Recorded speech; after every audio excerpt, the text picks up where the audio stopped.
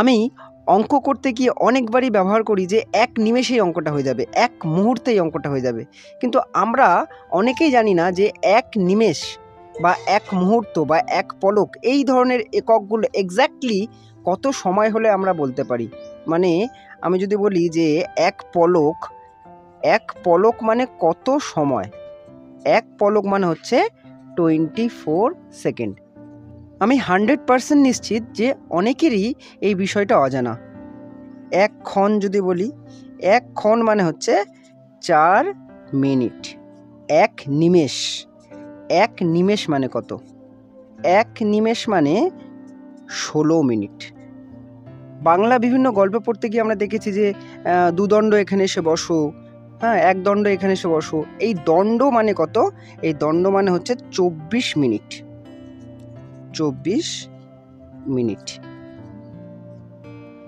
এবার আসছি এক মুহূর্ত।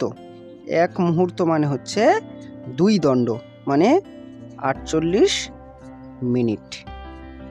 এক প্রহর মানে হচ্ছে 3 ঘন্টা। এক প্রহর মানে হচ্ছে 3 ঘন্টা।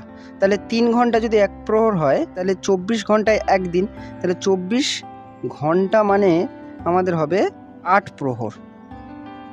তাহলে 8টা প্রহর মিলিয়ে একটা দিন কিন্তু আমাদের হয়। বোঝা গেল? এবার এক পক্ষ, দুটো পক্ষ মিলিয়ে এক মাস, মানে এক পক্ষ মানে 15 দিন, তাহলে 2 পক্ষ মানে হচ্ছে 1 মাস। এক পক্ষ মানে 15টা দিন, তাহলে 2 পক্ষ মানে 30 দিন, মানে 1 মাস। তাহলে 2 পক্ষ মানে 30 দিন বা 1 মাস বলতে পারি।